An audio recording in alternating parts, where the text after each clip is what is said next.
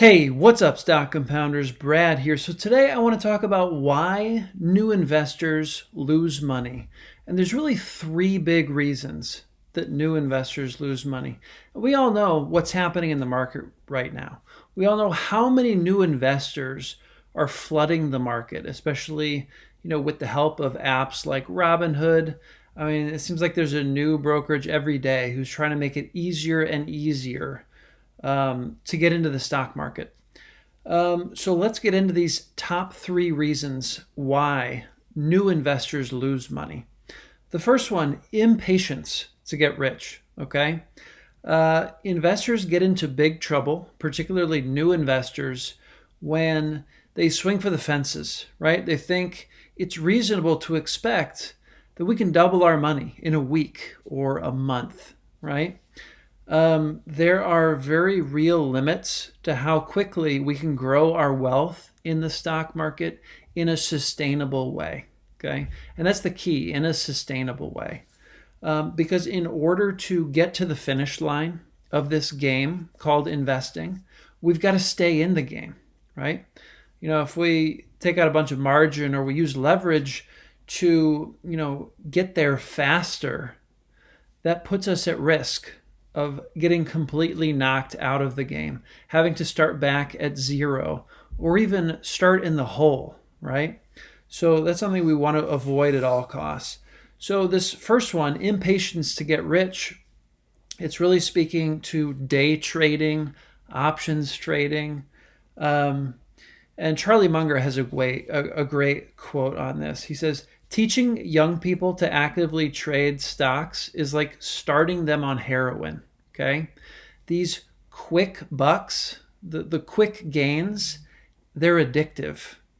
So it's very important as we're starting out, these new investors starting out, that we develop good habits and proper expectations of, what can be achieved in the stock market. So, Peter Lynch says a good stock can take 2, 3, even 5 years before it pays off. So, a big thing Benjamin Graham, who was Warren Buffett's teacher, says is owning a stock should be treated as owning a stake in a business. All right. We're not trading around a piece of paper, just trying to kind of, buy when it's, we can see it's going up and then sell before it starts going down. That's not what we're doing as investors. We're trying to identify businesses that are worthy of our investment dollars and then get out of the way. Let those businesses compound that capital for us. That's really what investing is all about. So that's rule number one. Develop a proper, understanding of, what is a reasonable pace? What is a reasonable rate of return to expect in the stock market? Maybe even at the high end of reasonable. That's okay. Monish Pabrai aims for a 26% annual rate of return. Okay. Now, to some people, that seems insane. That's way too high. But, it's a double every 3 years. That's what Pabrai considers reasonable in an auction-driven market like the stock market. Any faster than that, any faster than a double every 2 or 3 years, is probably asking for big trouble, to the downside. Too big of a risk of losing money, of getting knocked out of the game. So, that's my perspective on that. Rule number 2, all right, after impatience. That impatience is rampant, all right? We all know about that one. Rule number 2, you don't know what the thing is worth that you're investing in, okay? You think investing is looking at price charts, like I said in this first example, and buying as you see the price going up, thinking you can get out before the price starts going back down. That's not investing. That's gambling. That's speculating.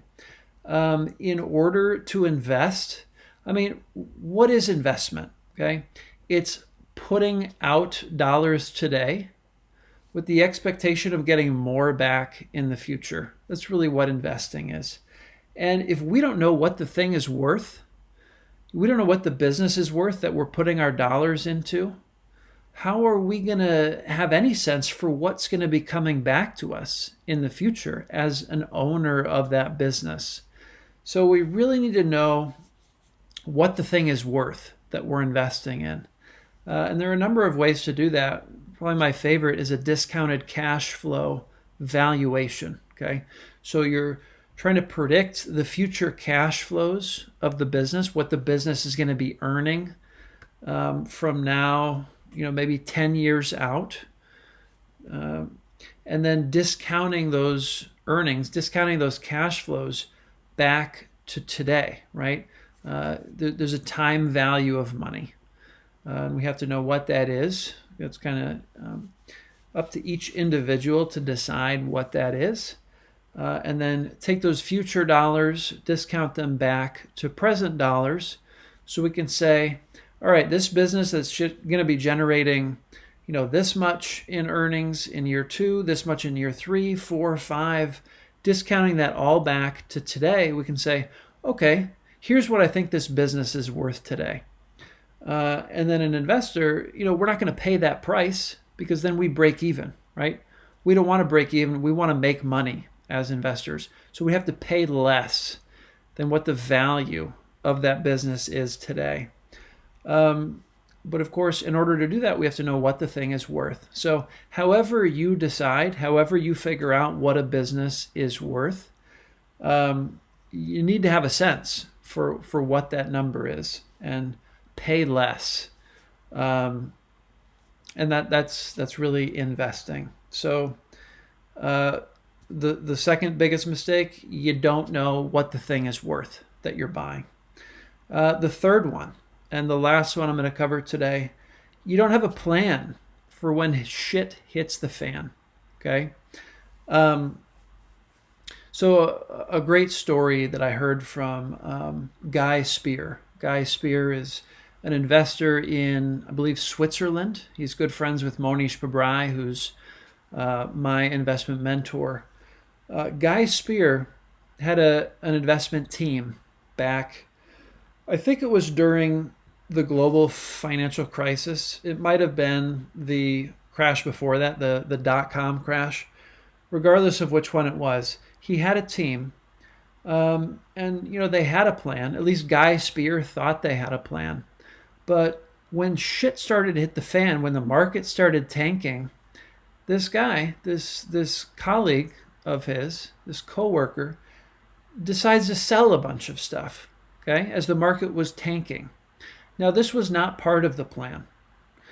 But, when things get crazy in the stock market, when the market starts to crash, it's very easy to react emotionally to that and throw the plan out the window and decide, this is fight or flight. Like, there is something happening here that I don't understand, and it's bad. Things are, there's red numbers all over the place. So people just head for the hills, even if that's not in the plan. And so part of that is knowing, how are you going to react when your portfolio or your one investment in a company drops by 50%, okay? I mean, that happens seems like, every decade or two, the market drops by 50%. So, as investors, we need to know, how are we likely to respond to that? And based on how we're likely to respond to that, what is our plan? And it's got to be a plan that we're able to execute based on, how we're actually going to be reacting in the moment to a crash. So that's the third one. You got to have a plan when things go south. So those are the three mistakes people make. And then I just want to share this thing from Buffett here. If Buffett says, if I was running a business school teaching investing, I'd say there's only 2 courses I want to teach. There's really only 2 courses that matter. when it comes to investing. One is how to value a business. Okay, we talked about that one in the second mistake, why investors lose money. They don't know how to value a business. So that's the first course Buffett would teach. The second one, how to think about markets. Okay, and that's really how to think about market psychology, how to understand, what the market is doing as an extension of kind of the emotional decisions of many humans. That's the stock market. All it is a bunch of people deciding to buy or deciding to sell or deciding to hold.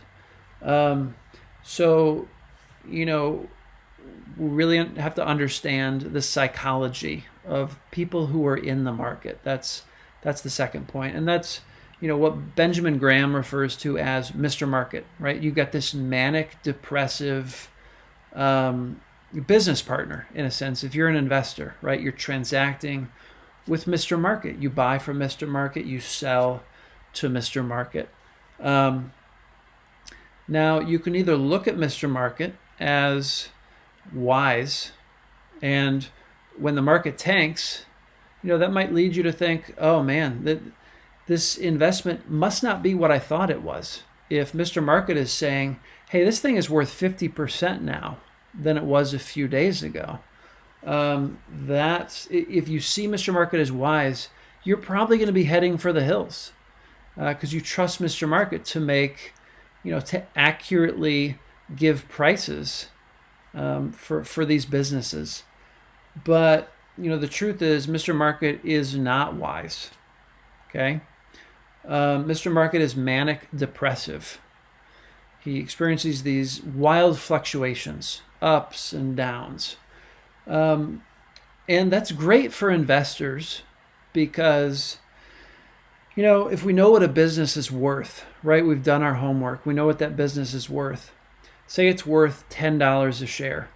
If Mr. Market is saying, hey, I'll sell this thing to you at $20 per share, or I'll buy it from you at $20 per share, right? Same thing. If we want to own that business for the long term, we're not interested in buying at $20 a share because it's worth 10. And we're not interested in selling because we're business owners, right? And we're not playing this short-term game of, chasing what the price is. And on the flip side, if Mr. Market says, hey, I'll sell this business to you at $5 per share when I think it's worth 10, absolutely. I will be your business partner right now, Mr. Market. I will buy that from you at $5 per share. But it's not because you're telling me it's worth $5 per share. I know it's worth $10 per share. At least I have high conviction that it's worth $10 per share. And if you're so irrational that you're willing to sell it to me at $5 per share, absolutely, I will buy it at $5 per share. So, the whole concept of Mr. Market is that the market is not there to guide us, okay? It's not there to tell us what something is worth. It's there to serve us. It's there to allow us to buy when something can be bought cheaply. It's there for us to be able to sell when the market is offering frothy prices for things. And that's why it's so interesting when you see the market through that perspective. You can look at the market, say today or recently, when it's been running up for a very long time. It seems very frothy. Mr. Market is, only willing to sell things at very high prices. And yet you see all of these new investors piling into the market at just this time where Mr. Market, he demands an arm and a leg for shares in these companies. So it's counterintuitive in a sense, but it starts to make sense when you look at it through that perspective. So anyway, guys, that's what I wanted to share today. Why new investors lose money. I hope you really take these lessons to heart. Because if you really integrate these three lessons, the lesson of patience, the lesson of knowing what the value is of what you're investing in, and having a plan when things head south. If you really integrate those, you're going to be far, far ahead of most other investors. Okay, probably 95% of other people who are in the stock market. You will be very much ahead of those people. So anyway, guys, just wanted to share why new investors lose money. Smash that thumbs up if you enjoyed this video. Leave a question below. If you're a new investor and you have any questions that came up as a result of this video, I will be answering each and every one of those. So don't be shy down there in the comments. And check me out on Twitter. There's a lot of very interesting investors on Twitter. You see I follow 230 folks on Twitter. A lot of them are very good investors. So that might be worth checking out just to see who I'm following, to kind of build out your community on Twitter. I'm finding it a very valuable resource. So anyway, guys, with that, I will see you all in the next video. Take care.